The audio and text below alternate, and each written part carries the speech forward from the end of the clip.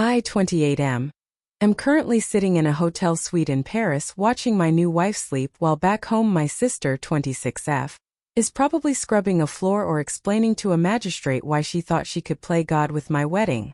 It's funny how people talk about family bonds like they're unbreakable. But sometimes those bonds are just a noose someone else is trying to tighten around your neck. I grew up in a house where my sister was the sun, and the rest of us were just lucky to get a tan. My parents called it nurturing her spirit, but in the real world it's just called raising a sociopath. The mess started 3 months before the wedding. My fiancé, 27F, had spent a year designing her dream dress. It wasn't just a dress. It was a vintage-inspired masterpiece with hand-sewn lace from a boutique in Italy. It cost $12,000. Because we were moving houses, my mother suggested we keep the dress at her place. "It'll be safe in the cedar closet," she said. Against my better judgment, we agreed.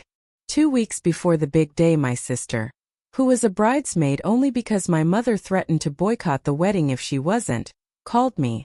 She sounded frantic, but there was a weird vibration in her voice, like she was holding back a laugh. "The dress is gone," she whispered. "I was cleaning the closet and I think the cleaners took it by mistake.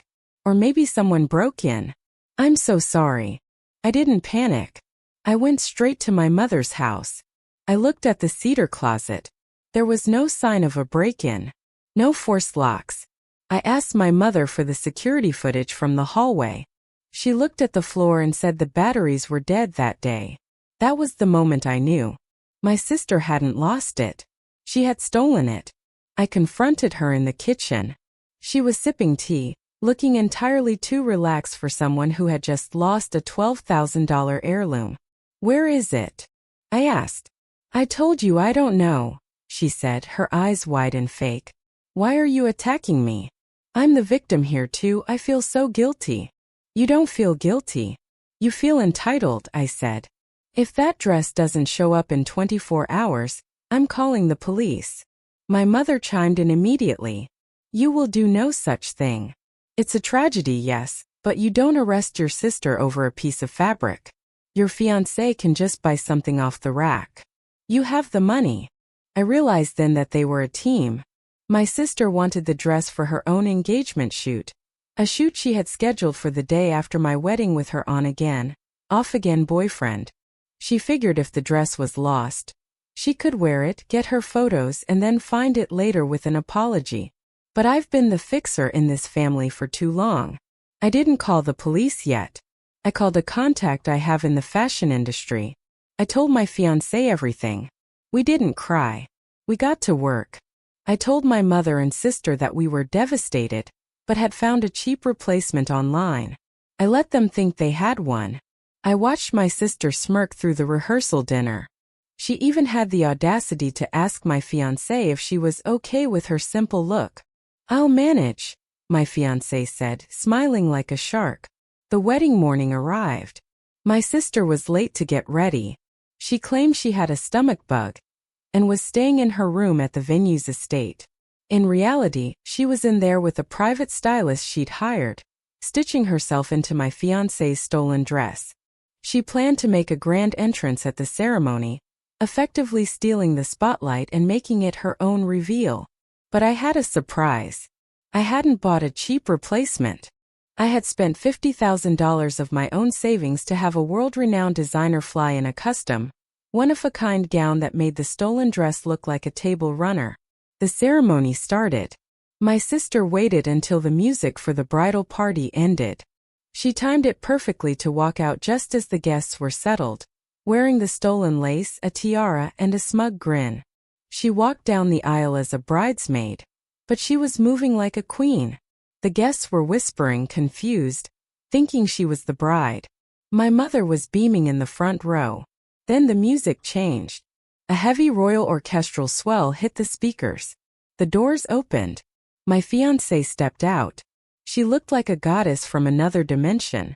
The gown was shimmering silk, with a 20-foot train and diamonds woven into the bodice. My sister, standing at the altar in the stolen dress, looked suddenly small. The vintage lace she thought was so grand now looked yellowed and dated next to the pure, blinding white of the custom gown. The whispers turned into gasps. My sister's face went from triumph to pure, unadulterated horror. She looked like a maid who had played dress-up in her mistress's closet. I didn't stop there. As we reached the speak now or forever hold your peace part of the ceremony, I turned to the audience. I want to thank everyone for being here, I said, my voice echoing. And I want to give a special shout-out to my sister. She loved my wife's original dress so much that she lost it just so she could wear it today. Since she's wearing a stolen $12,000 item, I thought it was only fair to have the police waiting in the foyer to collect it as evidence after the eye dose. The color drained from her face. My mother tried to stand up, but I pointed a finger at her. Sit down. You're an accomplice. The ceremony finished. We kissed.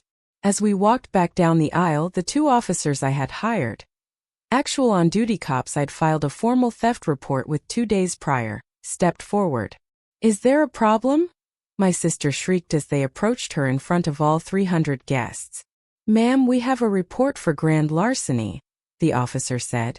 We're going to need you to come with us. And we're going to need the dress. She had to be escorted out of the wedding in a bathrobe the venue provided because the police took the dress as evidence on the spot. My mother was hysterical, screaming about family loyalty. I told her that loyalty is a two-way street, and she'd been driving on the wrong side for 26 years. The surprising plot? While my sister was in holding, the police searched her apartment. They didn't just find the dress back. They found a jewelry box belonging to my late grandmother. Stuff my mother had claimed was lost in the move years ago. It turns out my sister and mother had been pawning family heirlooms to fund my sister's influencer lifestyle for years. My father, who had been oblivious and staying out of the drama, finally woke up. When he saw the police report and the list of stolen jewelry, he filed for divorce that same week.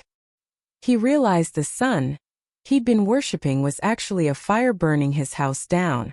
Legal-wise, because the dress was over the $10,000 threshold, it was a Class C felony in our state. I didn't drop the charges. I didn't care about family. I cared about the year of stress they put my wife through. My sister took a plea deal. 5 years of probation, 300 hours of community service, and she has a felony record that effectively ended her career before it started. My mother is living in a studio apartment now because the divorce settlement was brutal once the theft of marital and non-marital assets was proven in court.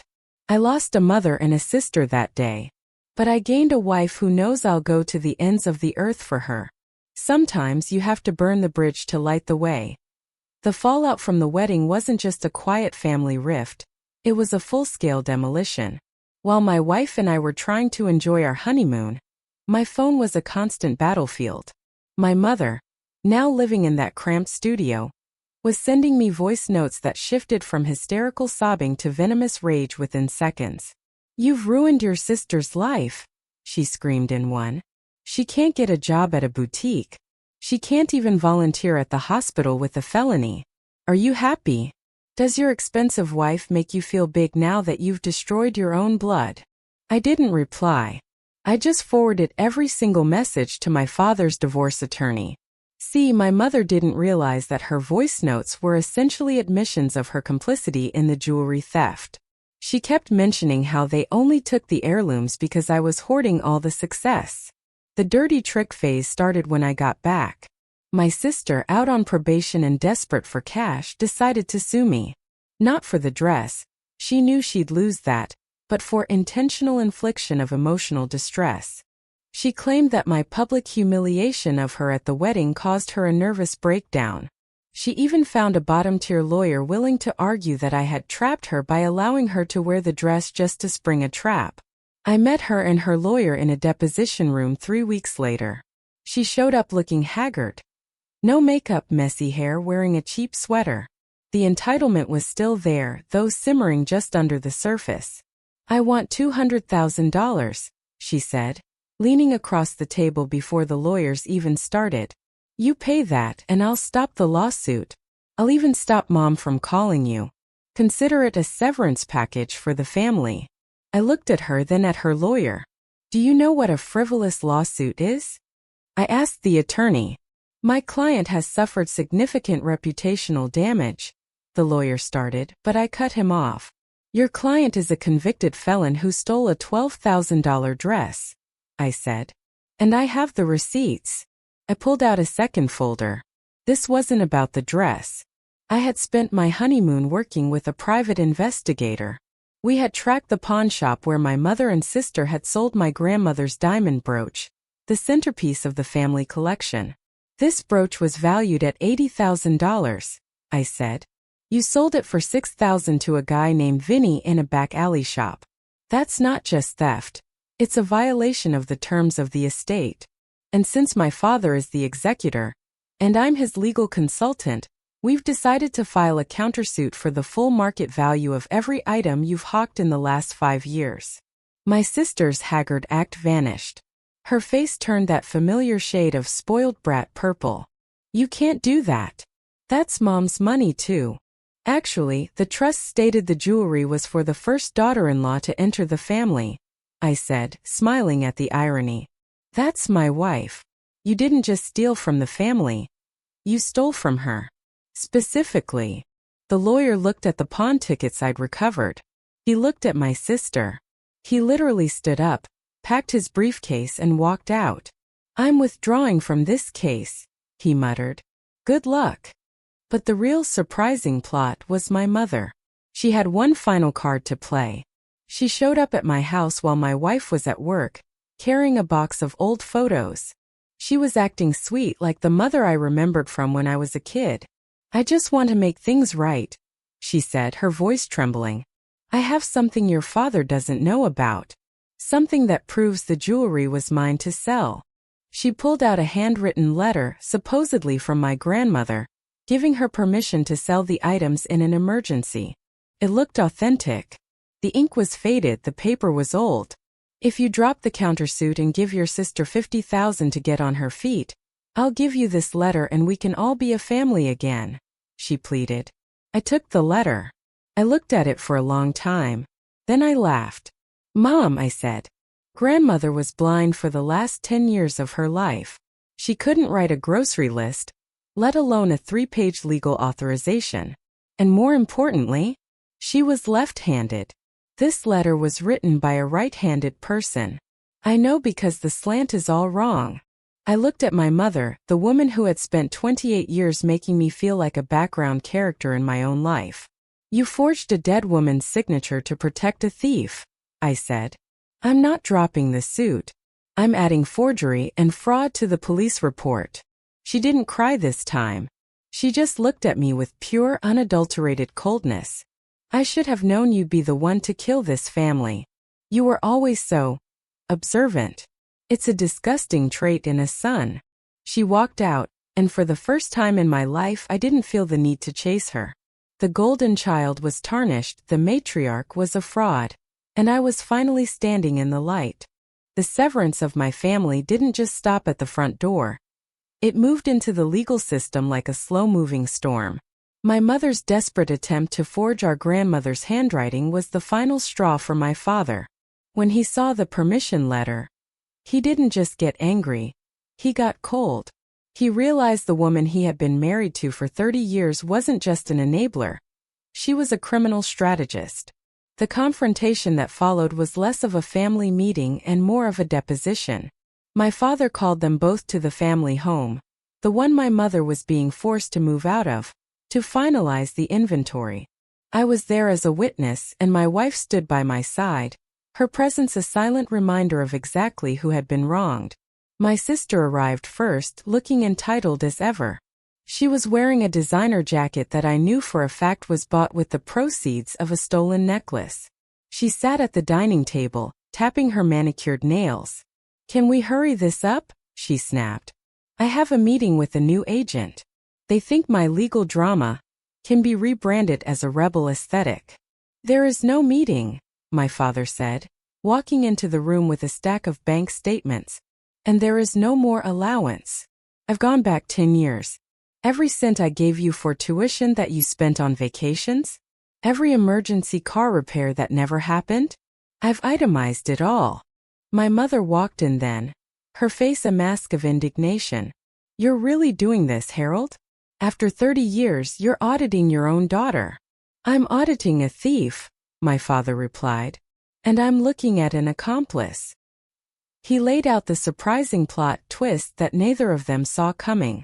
My father hadn't just been a passive observer. He was a silent partner in my grandmother's estate. He revealed that the jewelry wasn't just family heirlooms. It was part of a registered historical collection for tax purposes. By hawking those items, my mother and sister hadn't just committed a family betrayal. They had committed federal tax fraud by failing to report the disposition of high-value assets. The IRS doesn't care about family loyalty, my father said, leaning over the table. They care about the $80,000 you didn't report. And since the pawn shop Vinny keeps meticulous records to stay out of jail, they have your fingerprints and your IDs on every transaction. My sister's rebel act finally cracked. She looked at my mother, waiting for a plan. But my mother was staring at the floor, the weight of a potential federal investigation finally crushing her ego. You can't do this to us, my sister whispered, her voice finally losing its edge. We're your family. You're supposed to protect us. I am protecting the family, my father said, looking at me and my wife. The part of it that's left. Then came the dirty trick that made me realize my sister was truly far gone. She turned to me, her eyes filling with crocodile tears. Please.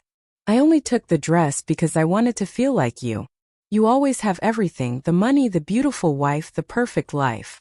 I just wanted one day where I didn't feel like the leftover child. The entitlement was so deep she was trying to frame her grand larceny as a search for identity. She actually expected me to feel bad that I had worked 60 hours a week for a decade while she lived off my father's emergencies.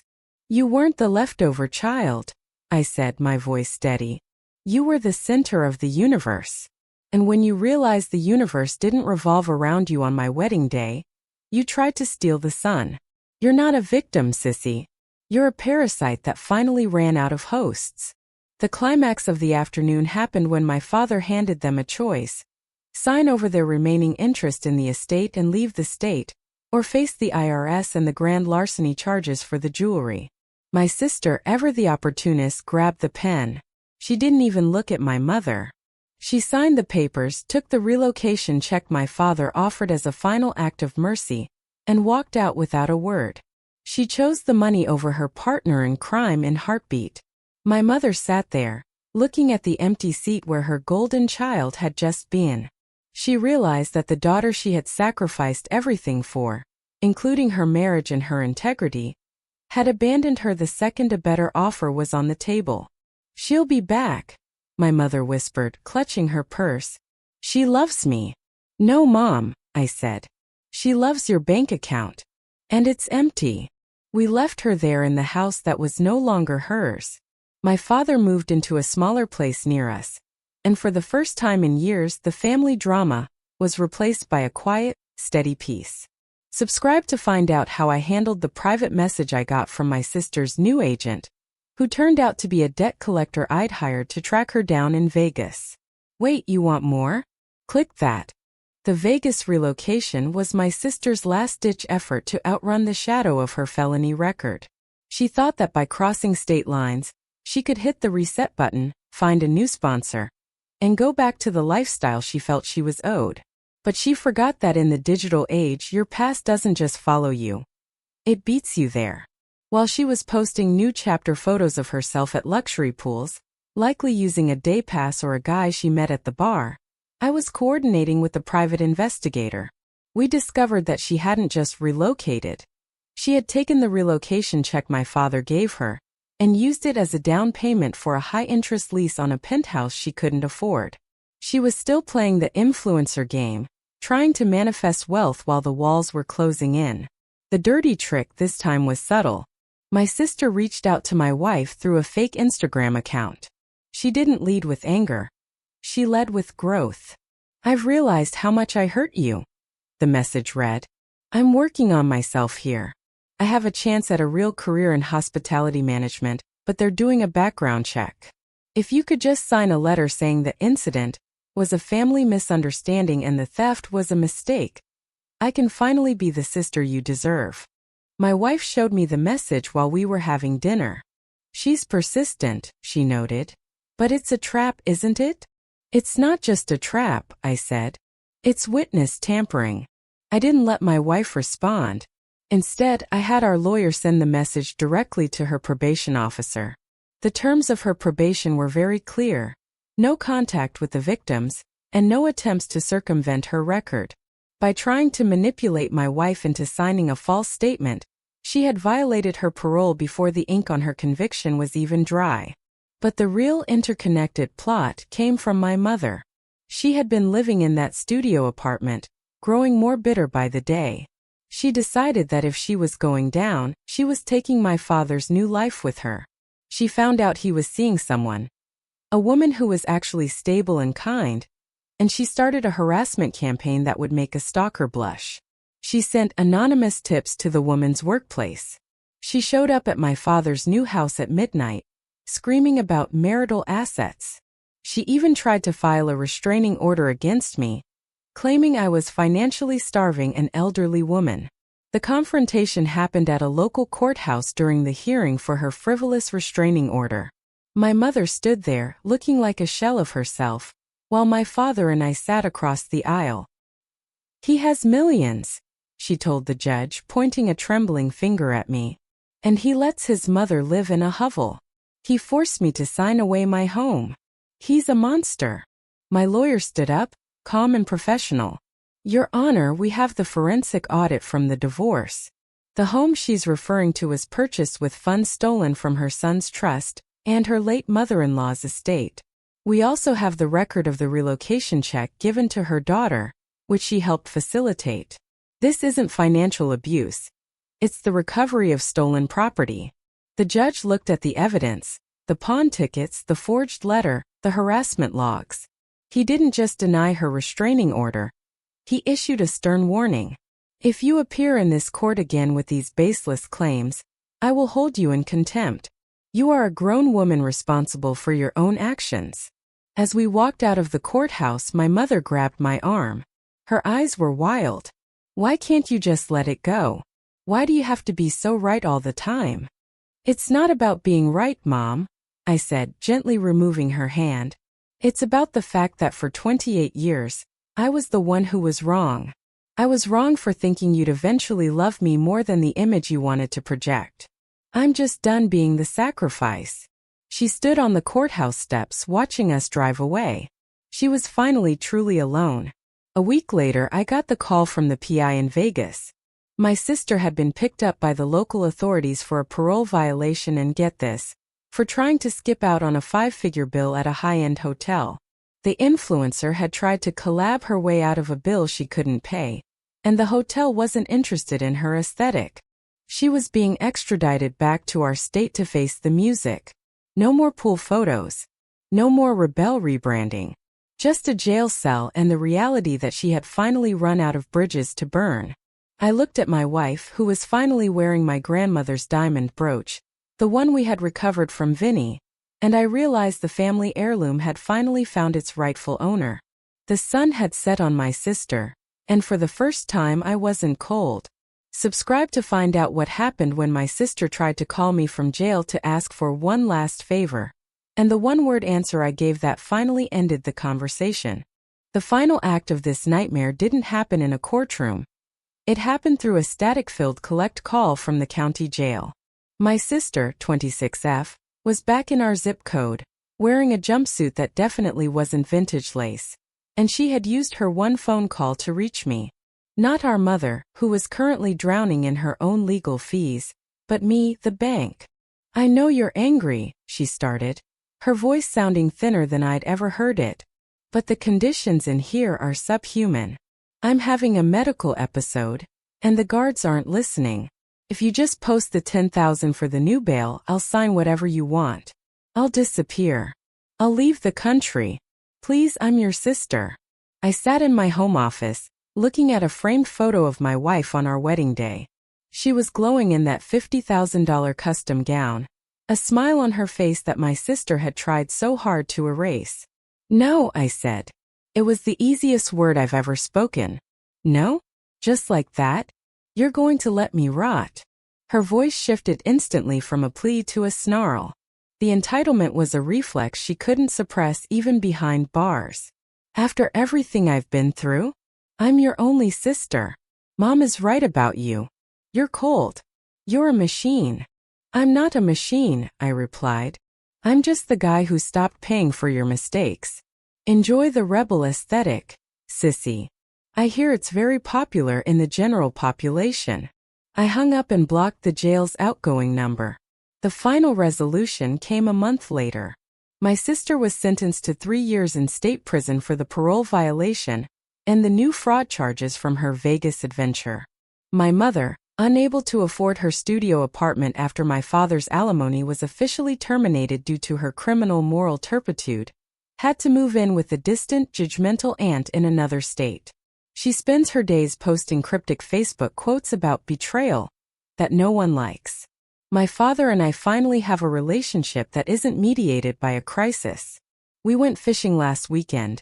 No drama, no emergencies. Just silence and the sound of the water.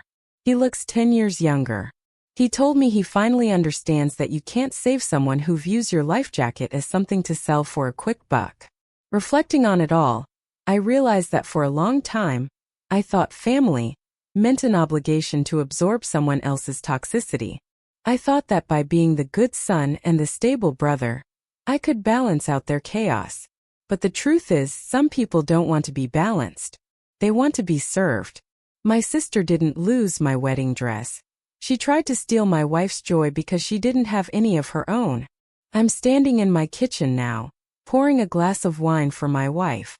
The house is quiet, the locks are secure, and my grandmother's brooch is locked in a safe that only 2 people know the code to. Justice didn't feel like a punch in the face.